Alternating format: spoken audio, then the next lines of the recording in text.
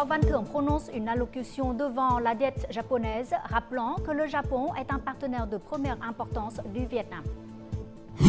Le Premier ministre Phạm Minh Chính entame sa visite officielle en Turquie dans le but de renforcer le partenariat intégral vietnamo-turc. En tant que membre de la Convention CERT, le Vietnam a réalisé des progrès importants dans la promotion des droits des minorités ethniques.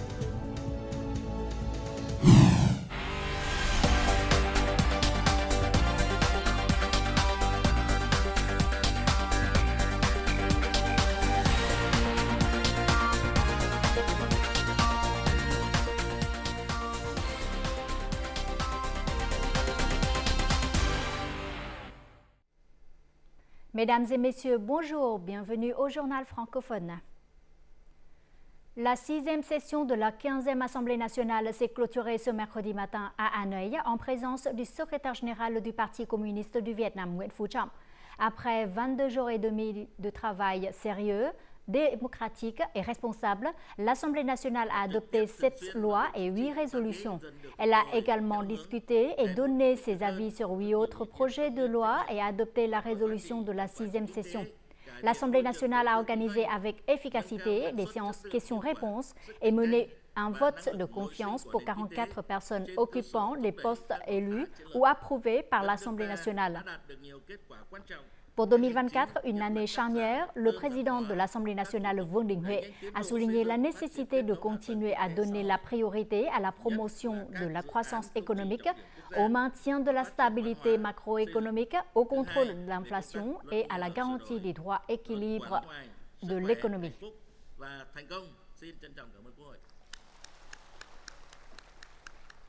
Poursuivant sa visite officielle au Japon, le président Võ Văn Thưởng a prononcé ce mercredi après-midi une allocution devant les 400 parlementaires des 2 chambres de la Diète japonaise. Võ Văn Thưởng a souligné que les similitudes culturelles, historiques et humaines étaient les principaux facteurs unissant les 2 pays. Le chef de l'État vietnamien a rappelé que le Japon a été un partenaire privilégié du Vietnam à tous les niveaux au cours du demi-siècle passé. Il a souligné que l'établissement du partenariat stratégique intégral pour la paix et la stabilité en Asie et dans le monde marque un nouveau chapitre dans les relations vietnamo-japonaises. Ce partenariat permettra d'élargir les domaines de coopération bilatérale ainsi que multilatérale. Ensemble, nous pourrons répondre aux défis régionaux et mondiaux, qu'ils soient conventionnels ou non conventionnels, tels que l'adaptation au changement climatique, les énergies propres, la transition numérique, les investissements verts ou encore les aides publiques au développement de la nouvelle génération. Le chef de l'État a présenté 6 propositions afin de concrétiser le partenariat stratégique intégral Vietnam-Japon, à savoir consolider la confiance politique, renforcer les liens économiques bilatéraux, intensifier la coopération dans la défense et la sécurité, multiplier les projets de coopération décentralisée et les échanges populaires, stimuler les énergies propres et renouvelables et agir de concert en sein des tribunes multilatérales.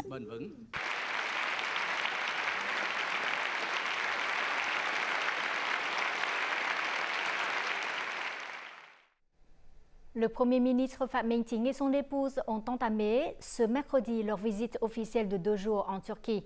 Il s'agit de la toute première visite d'un chef du gouvernement vietnamien en Turquie.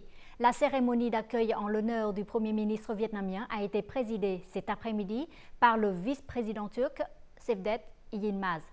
Les 2 parties se sont par la suite entretenues sur le renforcement des relations de coopération vietnamo-turque.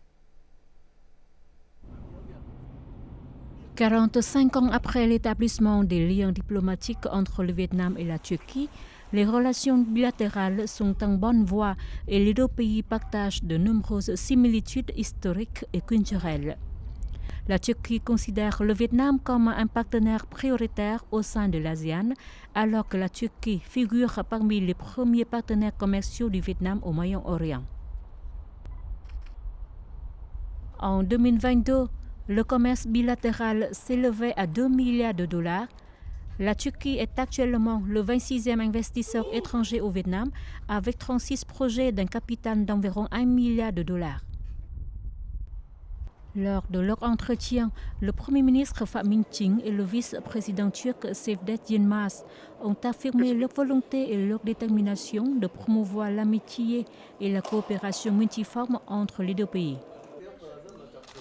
La Croix-Rouge vietnamienne transféra un montant de 14,6 milliards de dong pour aider le peuple turc à surmonter les conséquences du tremblement de terre survenu en février dernier. En ce qui concerne la coopération économique, les deux pays se fixent pour objectif d'augmenter bientôt le chiffre d'affaires du commerce bilatéral à 4 milliards de dollars. Vietnamiens et Turcs entameront prochainement les négociations en vue d'un accord de libre-échange bilatéral. La Turquie s'engage à soutenir le Vietnam dans le développement de l'industrie halal, contribuant ainsi à augmenter le chiffre d'affaires bilatéral. Concernant l'investissement, le Premier ministre Phạm Minh Chính a affirmé que son gouvernement créerait des conditions favorables aux investisseurs turcs dans les domaines prioritaires tels que la production industrielle, l'agriculture de haute technologie, la consommation et l'économie verte et innovante. Les deux dirigeants ont également discuté de différents sujets régionaux majeurs, notamment les violences au Moyen-Orient. À l'issue de leur entretien, le Premier ministre Phạm Minh Chính et le vice-président turc Cevdet Yılmaz ont tenu un point de presse. Ils ont convenu de mettre en place diverses mesures pour stimuler le partenariat intégral entre le Vietnam et la Turquie. Les démarches finales liées à l'ouverture du consulat général de Turquie à Ho Chi Minh Ville seront accélérées. Au cours de la conférence de presse, les deux dirigeants ont assisté à la signature de plusieurs accords de coopération importants dans les domaines de l'agriculture, de la sylviculture, de la diplomatie et de l'aviation. Le voyage d'affaires du Premier ministre Phạm Minh Chính dans la région du Moyen-Orient est un événement qui attire l'attention du monde des affaires car le potentiel de coopération économique entre les entreprises des deux côtés est de plus en plus important. Hayat Kimia est l'un des 5 plus grands fabricants de serviettes du monde et le plus grand au Moyen-Orient et en Afrique. Dans sa stratégie visant à renforcer sa position, une ligne de production d'une valeur de 100 millions de dollars a été investie et établie par Hayat au Vietnam. Nous avons effectué des recherches approfondies avant chaque décision d'investissement. Et dans le cas du Vietnam, nous constatons que malgré les défis, l'économie vietnamienne maintient sa croissance avec beaucoup de potentiel. Nous prévoyons de porter la valeur des investissements au Vietnam à 250 millions de dollars. L'économie de la Turquie est la 19e au monde. Actuellement, ce pays compte plus de 30 projets d'investissement au Vietnam, se classant au 26e rang parmi 143 pays et territoires investissant au Vietnam. Le Vietnam est également l'un des principaux partenaires commerciaux de la Turquie au sein de l'ASEAN. Si nous regardons la position de la Turquie ainsi que le dynamisme de l'économie vietnamienne, nous voyons clairement qu'il existe beaucoup de potentiel de coopération tant sur le plan commercial que d'investissement. Et c'est en raison de ce contexte que la visite du Premier ministre Phạm Minh Chính est très attendue des entreprises des deux côtés. Nous souhaitons que cette visite ouvre de nouvelles opportunités de coopération bilatérale, notamment dans le secteur économique et commercial. Aux Émirats arabes unis, l'économie vietnamienne est également de plus en plus évoquée. Parmi les stratégies majeures visant à changer le modèle de développement et à faire passer les Émirats arabes unis d'une économie d'exportation de pétrole à un centre d'exportation d'énergie renouvelable, le Vietnam est également considéré comme un partenaire potentiel. Le Vietnam est un pays avec beaucoup de potentiel pour développer les énergies renouvelables et il s'est engagé à réduire les émissions de carbone à zéro. Et pour nous, la région Asie-Pacifique est toujours une région stratégique. Nous souhaitons donc trouver des partenaires vietnamiens pour pouvoir mettre en œuvre avec succès nos projets. Cette visite du Premier ministre Phạm Minh Chính sera la deuxième visite dans la région du Moyen-Orient en seulement 2 mois, démontrant la détermination du Vietnam à promouvoir une coopération multiforme avec cette région. L'indice des prix à la consommation en novembre a augmenté de 0,25% par rapport au mois précédent. Par rapport à la même période de l'année dernière, l'IPC a augmenté de 3,45%. Ce taux de croissance est en dessous de l'objectif fixé de 4,5% pour l'année en cours. Selon l'Office général des statistiques, parmi les 11 principaux groupes de biens et services de consommation, 8 groupes ont vu leur prix augmenter par rapport au mois précédent et 2 groupes de produits ont connu une réduction de prix. Les prix des services médicaux, des frais de scolarité et du riz ont continué d'augmenter, entraînant la légère augmentation de l'IPC de novembre. Récemment, le Premier ministre a publié une dépêche sur la gestion du crédit au cours des derniers mois de l'année, visant à fournir des capitaux à taux préférentiels pour la production, les affaires et la consommation au cours des derniers mois de l'année. Immédiatement, les entreprises et les banques commerciales ont élaboré des plans précis. Ces mesures apporteront une contribution importante à promouvoir la croissance économique. Les derniers mois de l'année sont souvent des périodes où les besoins en capitaux des particuliers et des entreprises augmentent fortement. La dépêche du Premier ministre a été très appréciée par le monde des affaires. La dépêche récemment publiée par le Premier ministre est très précise et répond aux besoins de la majorité des entreprises pour la production en fin d'année. Actuellement, de nombreuses banques commerciales ont également prévu d'augmenter le capital pour la période des affaires de fin d'année. Elles proposent même des limites de crédit supplémentaires pour augmenter le capital au service des particuliers et des entreprises, contribuant ainsi à accélérer la reprise de la production et des affaires et à promouvoir la croissance économique. Nous proposons de demander des limites de prêts supplémentaires que la banque peut fournir. Notre capital continue d'être alloué à des domaines comme la consommation ou l'immobilier. Nous avons augmenté le crédit d'environ 5% depuis le début de l'année et nous envisageons de demander à la Banque d'État 5% supplémentaires pour répondre aux besoins en capitaux des entreprises et de l'économie en fin d'année. Selon la Banque d'État, fin novembre, la croissance du crédit n'atteignait que 8,09%. Cela signifie qu'il reste encore environ 6 à 7% du capital de crédit de l'ensemble du secteur, soit l'équivalent de 600 000 à 700 000 milliards de dong, qui doivent être décaissés d'ici la fin de l'année. Ainsi, la marge de croissance du crédit pour les banques est suffisante et ralentit efficacement les besoins en capitaux à des taux d'intérêt raisonnables pour les particuliers, les entreprises et l'économie au cours des derniers mois de l'année. Notre journal continue avec les taux de change et l'indice de la bourse du Vietnam.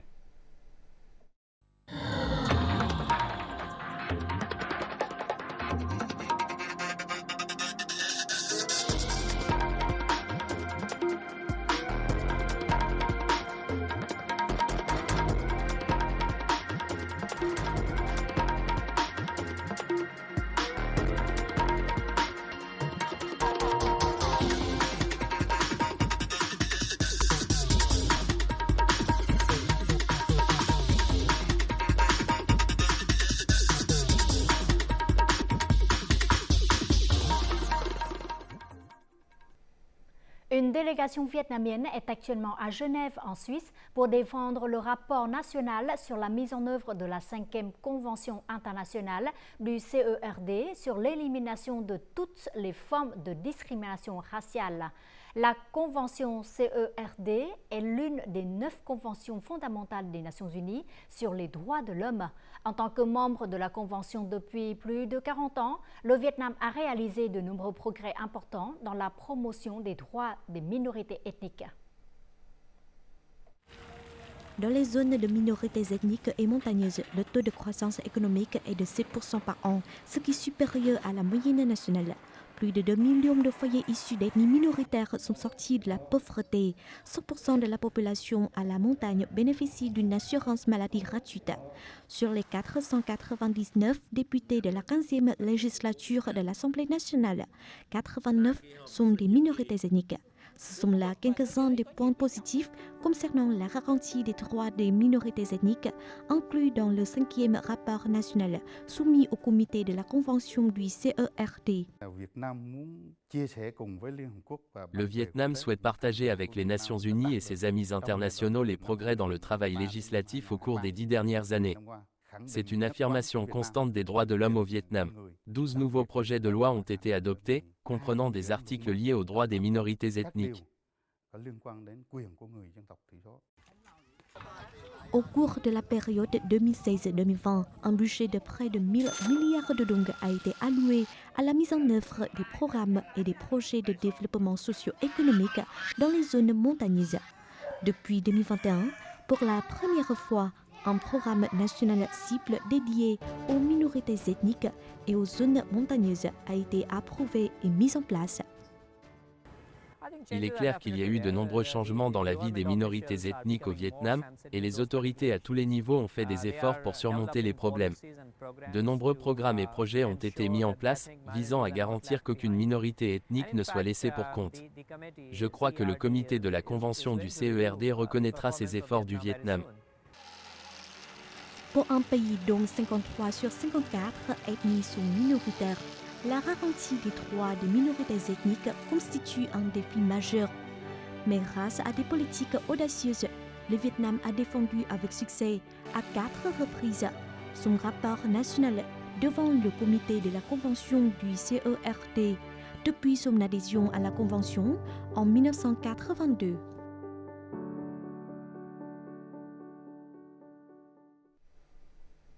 Le Festival de design créatif de Hanoï 2023 s'est clôturé aujourd'hui. Pendant 11 jours, cet événement est devenu le point de rendez-vous des amateurs de culture et de créativité.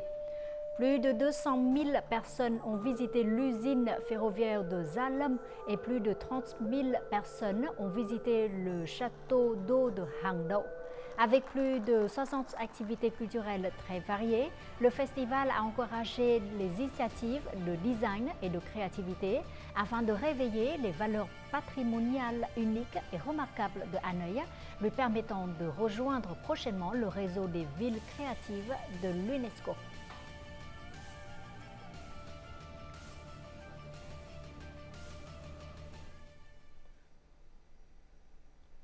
Fin octobre, Ho Chi Minh Ville a accueilli plus de 30 millions de visiteurs nationaux et étrangers. Les revenus des services d'hébergement et de restauration ont atteint près de 90 000 milliards de dong, soit une augmentation de plus de 30% sur la même période. Selon les agences de voyage, Ho Chi Minh Ville possède des atouts culinaires. Cependant, elle doit améliorer ses plats traditionnels et prêter plus d'attention aux critères de sécurité alimentaire. État des lieux. Les 5 plats emblématiques de Ho Chi Minh Ville comme le riz tấm de Saigon, le bánh mì, la fondue à la sauce de poisson, les rouleaux de printemps et les nouilles frites croustillantes viennent d'être dans le top 121 des plats culinaires typiques du Vietnam. Jusqu'à présent, Ho Chi Minh Ville a développé des rues de restauration. Ce sont des conditions favorables pour que les agences de voyage puissent exploiter et développer des produits touristiques de Ho Chi Minh Ville.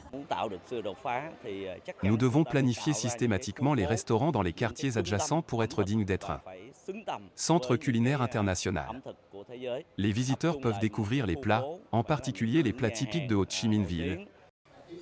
Ho Chi Minh Ville construit sa marque en tant que destination proposant une cuisine réputée. Par conséquent, l'industrie du tourisme se coordonne avec les départements concernés pour compléter un ensemble de critères permettant d'évaluer les restaurants de 1 à 5 étoiles comme les hôtels. L'ensemble de critères suivra de près les normes internationales et dans de nombreux restaurants de Ho Chi Minh Ville à figurer sur la liste Michelin, contribuant ainsi à attirer et à retenir les touristes dans la ville. Nous devons élaborer un manuel et un ensemble de critères pour évaluer la qualité des restaurants et mettre à jour les plats afin que les visiteurs puissent les trouver facilement. Parmi les nombreuses valeurs culturelles dont profite l'industrie du tourisme, les spécialités culinaires ont été choisies comme la solution la plus rapide pour devenir une marque nationale. En 2018, CNN a cité 15 plats à ne pas manquer en venant au Vietnam, dont le pho, les rouleaux de printemps, le bánh mì ou le bún chả. Cela montre que la cuisine vietnamienne attire non seulement les touristes nationaux mais aussi les étrangers.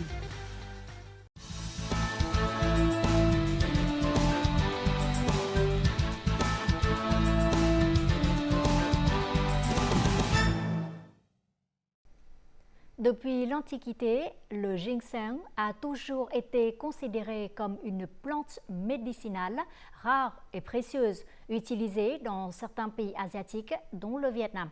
Le Vietnam compte une dizaine de variétés de ginseng de grande valeur, dont le ginseng Ngọc Linh, reconnu comme l'un des plus précieux du monde. Nous en saurons plus sur les valeurs et la vitalité du ginseng vietnamien dans ce chapitre Le Vietnam en un clin d'œil.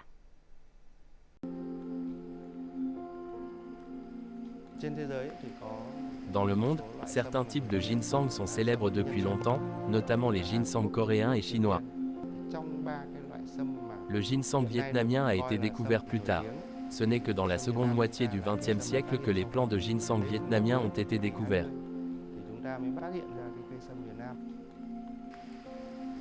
Le ginseng Ngọc Linh a été trouvé dans les années 1960 au cœur des forêts vierges au sommet de la montagne Ngọc Linh, dans les provinces de Quảng Nam et de Kon Tum. Selon les experts, il existe environ 10 types de ginseng précieux populaires au Vietnam, parmi lesquels le ginseng Ngọc Linh, qui est particulièrement rare et précieux et qui est reconnu comme le meilleur ginseng au monde. Selon une recherche du ministère de la Santé, le ginseng Ngọc Linh arrive en tête car il contient jusqu'à 52 saponines bénéfiques pour la santé, dont 26 composés ne se trouvent pas dans d'autres types de ginseng.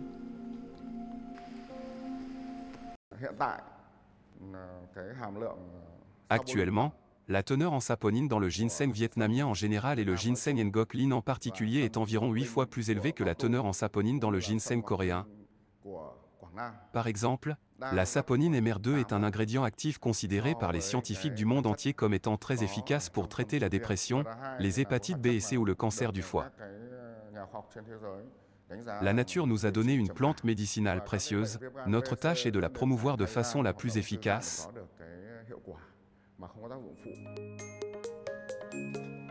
De nombreuses équipes de chercheurs japonais et sud-coréens sont venus au sommet de Ngọc Linh pour étudier le précieux ginseng.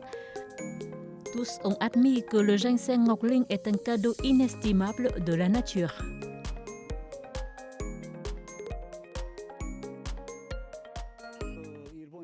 Les conditions naturelles de cette région sont très bonnes, voire meilleures qu'à Hamyang, la zone de culture de ginseng la plus connue en République de Corée. C'est véritablement lors des montagnes et des forêts et je crois que c'est le facteur clé pour promouvoir l'économie locale. La rareté du ginseng Ngọc Linh réside également dans le fait que cette espèce de ginseng se développe dans les forêts primitives, à des altitudes de 1500 à 2100 mètres, là où le sol contient de nombreux microminéraux propices à la croissance du ginseng.